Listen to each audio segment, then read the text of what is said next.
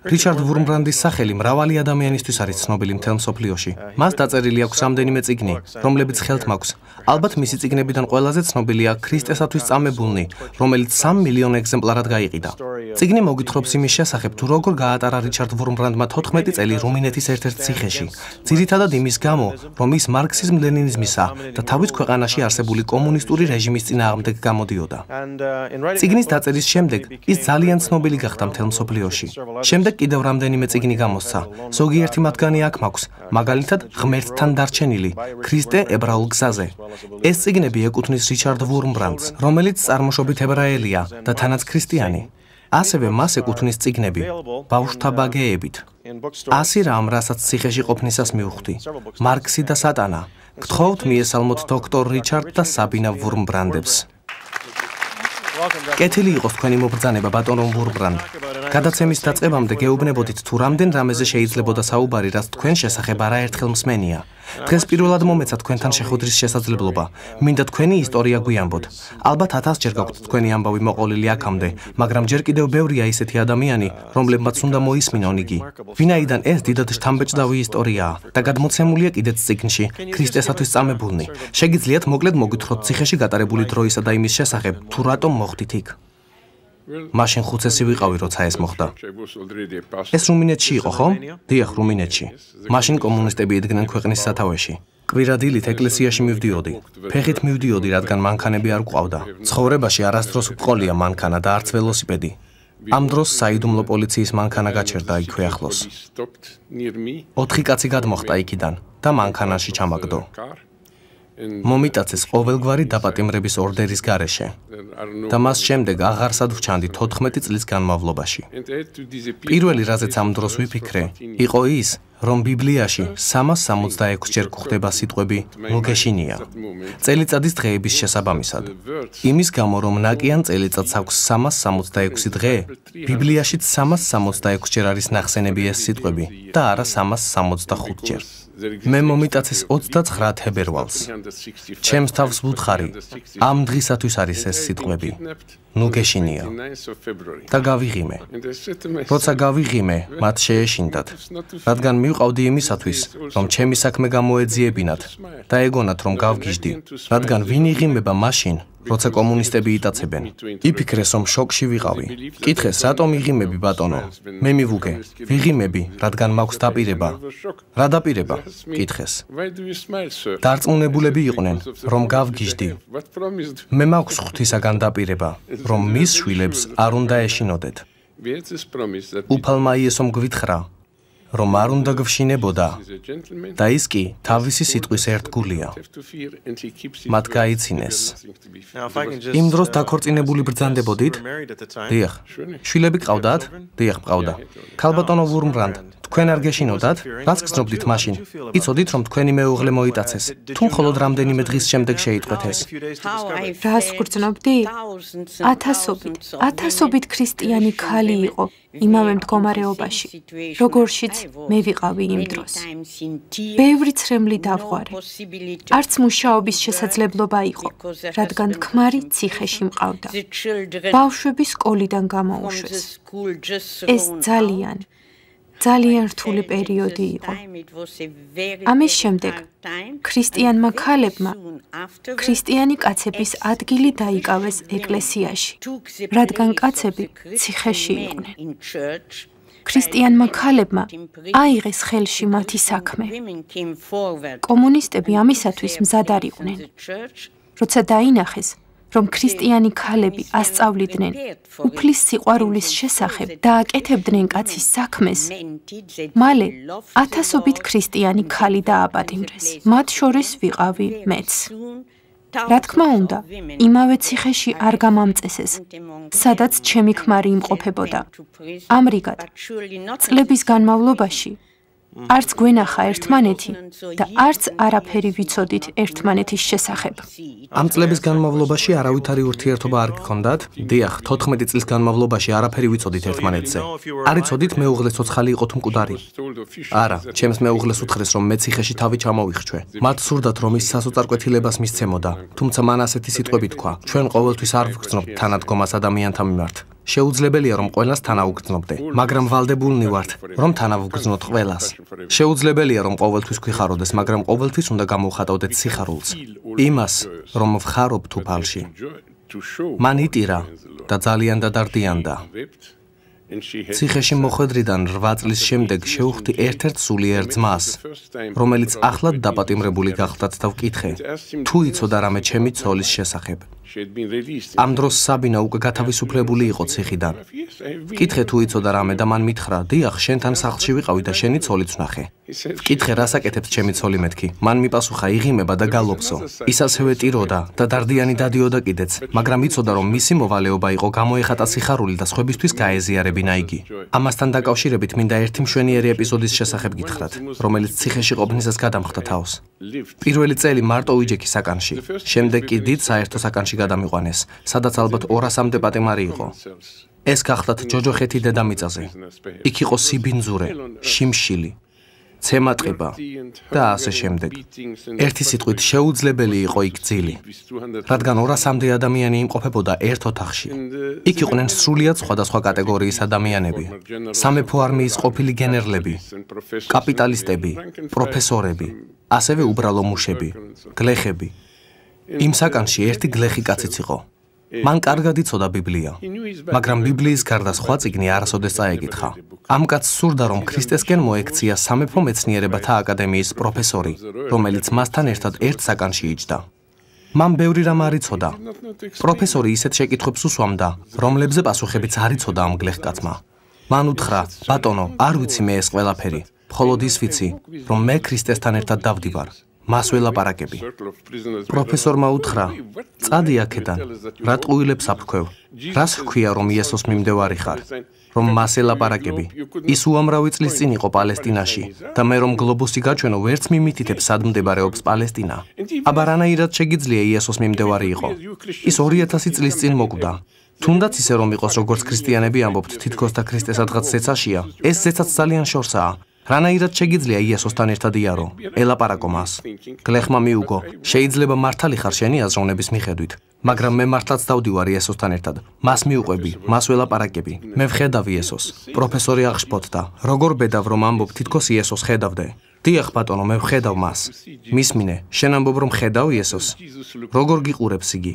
მრისხანედ, აღშფოთებით, გაღიზიანებით, მოწყენილი, გულგრილი მზერა აქვს? უხარია შენი დანახვა. ხანდახან გიღიმის?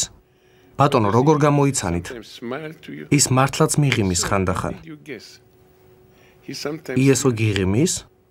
რა სისულელეებს ამბობ? მერე მიუბრუნდა და პატიმრებს ეუბნება. ეს კაცი ამბობს, რომ იესო მას უღიმის. იესო გიღიმის? დიახ, მიღიმის. მაჩვენე როგორ გიღიმის იგი. მე ახლა 80 წლის ვარ და ეს იყო ყველაზე მშვენიერი ეპიზოდი ჩემი ცხოვრების 80 წლის განმავლობაში. ეს გლეხკაცი ძალიან უშნო იყო. ისევე როგორც ყველა იქ მყოფი. რა გასაკვირია. შივრები ვიყავით, ნაცემნი. საფრთხობელები ვით გამოვიყურებოდით. ცარიელი ძვალი და ტყავი ვიყავით. თვალების ნაცვლად შავი წრეები გამოგვიჩანდა. დაუბანელნი, პატიმრის უნიფორმით შემოსილნი. ერთი სიტყვით ძალიან უშნო შესახედაობა გვქონდა. ამ დროს ამ გლეხს სახე გაუბრწყინდა. ამ კაცის სახე მთერი იცვალა. გაბრწყინდა და დიდებულმა ღიმილმა გაუნათა სახე. მიჩვეული ვარ მოღიმარი სახეების დანახვას. ჩემი ცოლი ხშირად იღიმება. ბევრი ღიმილი მინახავს, მაგრამ მსგავსი მშვენიერი ღიმილი არასოდეს მინახავს ცხოვრებაში. იმხელა თანაგრძნობა იკითხებოდა დაკარგული სულის მიმართ, რომელიც მის წინ იყო. იმხელა სურვილი მისი ხსნისა, იმხელა სიყვარული და სიკეთე. ამ ღიმილში გამოიხატებოდა ზეცის მთელი დიდებულება. პროფესორმა თავი დახარა და უთხრა, ბატონო, შენ მართლაც გინახავს ქრისტე. ეს გლეხი უბრალო კაცი იყო. თავისი დარდითა და ვარამით. არ იცოდა სად იყო მისი ცოლშვილი. იჯდა ციხეში ნაცემი, მაგრამ მას ამოცანა ჰქონდა. ამოცანა, რომ შავეთის ველზე მოარულს ასე გაეღიმა. და ამით ეთქვა, რომ რაც არ უნდა მოხდეს ჩემს გულში, არ შევშფოთდები. რადგან იესოს ცხოვრებაშიც ბევრი იყო ასეთი წუთი. ის არ გვეუბნება, არ გექნებათ განსაცდელი, რადგან თავად ჰქონდა განსაცდელი. ისეც ტიროდა, რადგან იცოდა, რომ ამოცანა ჰქონდა შესასრულებელი. ის წავიდა გეთსემანიის ბაღში და გალობდა. ის ალბათ ფიქრობდა, რომ დედამისი მარიამი იტირებდა მეორე დღეს ჯვართან მდგარი. იესოს ბევრი მიზეზი ჰქონდა დარდისათვის, მაგრამ მას ამ ქვეყნად ზეციური გალობა უნდა გაეჟღერებინა. მე 14 წლის განმავლობაში ვიჯექი ციხეში, ჩემი ცოლიც. ჩვენ ბევრი მრავალტანჯული ადამიანი ვნახეთ, თუმცა თითოეულმა იცოდა, რომ ამოცანა ჰქონდა დაკისრებული. ამოცანა იმისა, რომ ზეციური ღიმილი მოეტანათ ამ ქვეყნად. ეს ადამიანები ციხეში სხვების ნუგეშის მცემელნი იყვნენ. ჩვენ ყოველდღე ვგალობდით იქ. ბევრი ქრისტიანი კი მხოლოდ კვირაში ერთხელ. კვირა დღეს გალობს. ყველა ჩიტი ყოველდღე გალობს. ბულბულები, ტოროლები, ისინი ყოველდღე გალობენ და ჭიკჭიკებენ. ამრიგად რა აზრი აქვს თუ ქრისტიანი მხოლოდ კვირაში ერთხელი გალობებს? ასე ვგალობდით ციხეში და ამ გალობას მუსიკალური ინსტრუმენტების თანხლებით ვასრულებდით. კომუნისტები ძალიან თავაზიანნი იყვნენ. იცოდნენ, რომ ქრისტიანებს მუსიკალური ინსტრუმენტების თანხლებით უყვართ გალობა და ყოველ ჩვენგანს მუსიკალური ინსტრუმენტი გვიბოძეს. ვიოლინო ან მანდოლინა როდი გვქონდა, მაგრამ სამაგიეროდ გვქონდა ჯაჭვები ხელებსა და ფეხებზე. სწორედ ამ ჯაჭვების თანხლებით ვგალობდით. ჩხაკ-ჩხუკ, ჩხაკ-ჩხუკ, ეს არის დღე, ჩხაკ-ჩხუკ, ჩხაკ-ჩხუკ, რომელიც უფალმა შექმნა. ეს იყო დღე, რომელიც უფალმა შექმნა. დღე ცემის, დღე წამების, დღე შიმშილის, დღე დამცირების, დღე როცა არ იცოდი ცოლი თუ კიდევ ცოცხალი იყო, შენი შვილების დედა, როცა არაფერი იცოდი, მაგრამ მე ამოცანა მქონდა. ამოცანა იმისა, რომ ზეციური გალობა მომეტანა ამ ქვეყნად. სიბრაზეს, სიმწარეს თუ გძნობდით თქვენი მდგომარეობის გამო? 14 წელი დიდი დროა. დიდი დრო ჩემთვის. კომუნისტური რეჟიმისთვის ეს არც ისე დიდი დრო იყო. მე კი გამიმართლა. სულ რაღაც 14 წელი გავატარე ციხეში. ჩინეთში ძმა ჩუნგუ ჩანგი ჯერ კიდევ ციხეშია, უკვე 41 წელია. ალბანეთში კი ძმა მიშკალა უკვე 2 თვის წინ გარდაიცვალა ციხეში გატარებული 43 წლის შემდეგ, 84 წლის ასაკში. სიძნელეთა სხვადასხვა ეტაპი არსებობს. არ მახსოვს, რომ ოდესმე შურისძიების სურვილი გამჩენოდეს, ან სიძულვილი. მე მეწოდებოდნენ კომუნისტები. მიყვარდნენ ისინი. და ვაკეთებდი იმ მცირედს, რომლის გაკეთებაც შემეძლო. ქრისტესკენ მომექცია კომუნისტები და ჩემი მწვალებლები და მჯერა რომ ყველა ქრისტიანი ამას ფიქრობდა და გრძნობდა. დოქტორ ვურმბრანდ რამდენიმე თვის წინ სიტყვით გამოდიოდი გერმანიის ქალაქ შტუტგარტში გამართულ კონფერენციაზე, რომელიც ტარდებოდა 40 წლის და 40 წლამდე ასაკის ხუცესებისთვის. მათგან ნახევარი გახლდათ აღმოსავლეთ ბლოკის ქვეყნიდან და ბევრი მათგანი პირველად იყო დასავლეთში. მე დიდი გამოცდილება შევიძინე მათთან გატარებული დროის მეშვეობით. მათ მითხრეს რაღაც, რაზეც თქვენ უკვე მიუთითეთ, როცა მითხარით რაც ხდებოდა ციხეში. მათ მითხრეს, რომ დღეს კომუნისტური რეჟიმის ქვეყნებში არის ძალიან ძლიერი აქტიური, ჯანსაღი ეკლესია იესო ქრისტესი, რომელიც იზრდება და ნათლავს ადამიანებს და ემსახურება ღმერთსა და ხალხს. ფაქტობრივად მათ მითხრეს, რომ გაცილებით უფრო მეტი ქრისტიანი იყო რკინის ფარდის მიღმა. შეგიძლიათ განმარტოთ ეს. უპირველეს ყოვლისა ფაქტების შესახებ მოგახსენებთ. ჩინეთი მაგალითად. მანამ სანამ კომუნისტები აიღებდნენ ხელში მართვის სადავეებს, 3,5 მილიონი ქრისტიანი იყო იქ სტატისტიკის მიხედვით. თუმცა იცით, რომ არსებობს განსხვავება სტატისტიკასა და ნამდვილ ქრისტიანთა რიცხვს შორის. ამ რიცხვში იგულისხმებოდა ყველა, კათოლიკეებიც და პროტესტანტებიც, რომლებიც ქრისტეს აღიარებენ. სულ 3,5 მილიონი კომუნისტების 40 წლიანი საშინელი მმართველობის შემდეგ. ჩინეთში სახარებისეულ მორწმუნეთა რიცხვმა 50 მილიონს მიაღწია. კათოლიკეთა რიცხვიც გაიზარდა, თუმცა დანამდვილებით არ ვიცი მათი რაოდენობა. რუსეთში ჟურნალმა მოსკოვსკია ნოვოსტი, რომელიც ერთ-ერთი მსხვილი გამოცემაა, როგორც New York Times-ი ამერიკაში, თავის გარეკანზე ერთხელ დაბეჭდა. რელიგიურობის ბუმი ჩვენს ქვეყანაში. მრავალრიცხოვანი შეკრებებია იქ. არ აინტერესებთ, რას ფიქრობს ხელისუფლება. ჩემს ქვეყანაში რუმინეთშიც ასეა. როგორ ხდება ეს? წამებულთა სისხლი ის მარცვალია, რომელიც ეკლესიის ზრდას იწვევს. დიდი პატივია წამებულთან ერთად ყოფნა. მე საკუთარი ხელებით შევხები ვარ მათ. თითქოს მათ სამოსელსაც მკურნალი ძალა აქვს. მათი სახეები ბრწყინავდა. მათი უმეტესობა უბრალო ხალხი იყო. ისინი მშვენიერ სიტყვებს ეუბნებოდნენ სხვებს, საკუთარ მტანჯველებსაც კი. სიყვარულს ყველგან შეუძლია შეღწევა. როგორც რადიოაქტიური ელემენტები აღწევს ტყუის კედლის მიღმა. მათმა სიყვარულმაც ბევრი კედლის მიღმაში აღწია ლოცვების მეშვეობით და ეს სასწაული მოხდა კომუნისტურ ქვეყნებში. კომუნისტებს ეგონათ, რომ ქრისტიანობა გაანადგურეს, მაგრამ ქრისტიანობა ყვავის ამ ქვეყანაში დღეს. ლორა, თქვენ მან ძიხართ დაусმენთ. ხედავ ძალიან დიდი შთაბეჭდილება მოახდინა თქვენზე ამ ამბავმა ისევე როგორც ყველა ჩვენგანზე. იქნებ კითხვის დასმა გინდათ დოქტორი ვურმბრანდისთვის. ვიჯექი, ვუსმენდი და მეგონა, რომ ქრისტიანული რწმენის ერთ-ერთი უდიდესი წმინდანის ბიოგრაფიას ვკითხულობდი. იცით, როცა თქვენ საუბრობდით, დოქტორო ვურმბრანდ, გამახსენდა კორი ტენ ბუმის სიტყვები, რომლებიც მან თქვა თავისი ცხოვრების ყველაზე ბნელ პერიოდში, რომელიც იმაზე უფრო მეტად ბნელი და წყდიადით მოცული იყო, ვიდრე რომელიმე ჩვენგანს წარმოუდგენია. ეს იყო ჯოჯოხეთი დედამიწაზე, გერმანიის საკონცენტრაციო ბანაკი.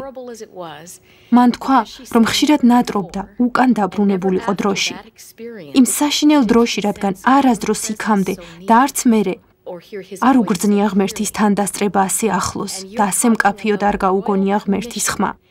თქვენ საუბრობთ უფლის მიერ დაკისრებული მისიის შესახებ. მისიისა, რომელიც ბევრს შეიძლება ვერ ეზიდა და ბრაზით ავსებოდა გული. ტანჯვა ორგვარ შესაძლებლობას გვთავაზობს. ტანჯვისას შეიძლება ან უარესი გახდე, ან უკეთესი. ქრისტიანები უკეთესნი გახდნენ. ერთი მათგანის შესახებ გეტყვით. ვიცი რომ ცოტა დროა. მოკლედ გეტყვით. ციხეში ყოფნისას ჭლექი შემეყარა ორივე ფილტვზე და სასიკვდილოდ დავსნეულდი. სიკვდილის პირას ვიყავი. ჩემ გვერდით იჯდა ერთი ხუცესი. ის კუ. ისე იყო ნაცემი და ნაწამები, რომ ისიც სიკვდილის პირას იმყოფებოდა. ის ახალგაზრდა იყო. ამ მდგომარეობის მიუხედავად იგი ქრისტეს შესახებ ლაპარაკობდა. ლაპარაკობდა ზეცის შესახებ, სადაც ანგელოზნი მკვიდრობდნენ. ის ბედნიერი იყო. იგი ჩემ მარჯვნივ იწვა. ჩემ მარცხნივ იყო კომუნისტი, რადგან კომუნისტები არა მხოლოდ ქრისტიანებსა და ებრაელებს სვამდნენ ციხეში, არამედ კომუნისტებსაც. მათ ყველას სულდათ. ბევრი სხვადასხვა ადამიანი იყო თავმოყრილი იქ. ყველას აწამებდნენ. მოხდა ისე, რომ ამ საკანში აღმოჩნდა ორი ადამიანი, რომელთაგანაც ერთი მეორის მწვალებელი იყო თავის დროზე. მაგრამ ახლა ეს მწვალებელიც ნაწამები გახდათ სხვების მიერ. ნაწამები ისე, რომ სიკვდილის პირას იყო ისიც. ღამით გააღვიძა ის ხუცესი და უთხრა: ხუცესო, გთხოვ, ილოცე ჩემთვის. არ შემიძლია მოვკვდე იმდენი საშინელება მოქვს ჩადენილი. მივხვდი რომ ღირდა. 14 წელი თუნდაც იმის გამო ყოფილიყავი ციხეში, რომ ის ერთი სცენა მენახა იმის მსგავსად, ვინც უამრავ სიძნელეს დასძლევს. ჰიმალაიზე ევა და მისი მშვენიერებით დატკბება. მეც ასე ვიდექი მწვერვალზე. იმ ხუცესმა ორ სხვა პატიმარს დაუძახა. მათ მხრებზე დაყრდნობით ნელ-ნელა მიჩოჩდა თავის მტანჯველთან ახლოს. თავზე ხელი გადაუსვა. დღეს ვინეფერება თავზე სხვას. ადამიანებს არ სურთ ალერსის გამოხატვა. არც გამოვხატავთ. არც ცოლის, არც შვილების მიმართ არ ვიჩენთ მსგავს დამოკიდებულებას. ვინეფერება დედას. ვინეფერება ბებიას. მაგრამ მე ვიხილე კაცი, რომელიც მოეფერა თავის მტანჯველს და ისეთი საოცარი სიტყვები უთხრა. ახალგაზრდა იყავი. არ იცოდი რას აკეთებდი. მე მთელი გულით გაპატიე. მე შენ მიყვარხარ. მეც შემიძლია გითხრათ რომ მიყვარხართ, მაგრამ მან ეს სიტყვები ისეთი სიყვარულით უთხრა, თითქოს რომეო ელაპარაკებოდა ჯულიეტას. მთელი გულით მიყვარხარ და გარწმუნებ, რომ ყველა ქრისტიანს, რომლებიც კი გიწამებია, ასევე უყვარდი. ადამიანებს თუ კი შეგვიძლია ასეთი სიყვარული, მით უმეტეს ქრისტეს, ღვთის ძეს, რომელმაც გვასწავლა ასეთი სიყვარული. რადგან უფრო მეტად უყვარხარ მას, მას შენზე მეტად უნდა რომ მასთან იყო ზეცაში, მას შენზე მეტად უნდა რომ მოგიტევოს, მას იმაზე უფრო მეტად უნდა რომ გიხსნას. ვიდრე შენ გინდა შენი სულის ხსნა. ამისათვის მისკენ უნდა მიბრუნდე. მესმოდა მათი საუბარი, რადგან იმ საკანში შეუძლებელი იყო ერთმანეთის საუბარი არ გაგვეგონა. მკვლელი აღიარებდა თავის მიერ ჩადენილ ყველა მკვლელობას თავისივე ხელით ნაწამების წინაშე. მის მიერ ნაწამები კი მას პასუხად ესაუბრებოდა ღმერთის პატიების შესახებ. მათ ერთად ილოცეს. მოეხვინენ ერთმანეთს. შემდეგ ხუცესი თავის ადგილას დაბრუნდა. ორივე იმ ღამეს გარდაიცვალა. შობა იდგა. იესო 2000 წლით ადრე კი არ დაბადებულიყო, არამედ იმ ღამით, როცა ისინი გარდაიცვალნენ. სწორედ ისევე როგორც იესო ორ ავაზაკს შორის იყო ჯვარცმული და ერთი მათგანი ქრისტეს ეუბნებოდა: "მომიხსენე მეუფალო, როცა მოხვალ შენი სუფევით." მინდა მადლობა გადავუხადო ვურმბრანდებს აქ მობრძანებისთვის და ასევე თქვენს მინდა გითხრათ, რომ ეს გასაოცარი და სულის შემძვრელი ისტორიაა, რაც მოისმინეთ და მხოლოდ ქრისტეს შეუძლია მოგცეს უნარი იმისა, რომ გვიყვარდეს ჩვენი მოძულენი. მხოლოდ სულიწმინდის სასწაულებრივ ძალას შეუძლია ეს და თქვენც თუ გინდათ, რომ ხსნა მიიღოთ, ილოცეთ და სთხოვეთ უფალს პატიება და ხსნა.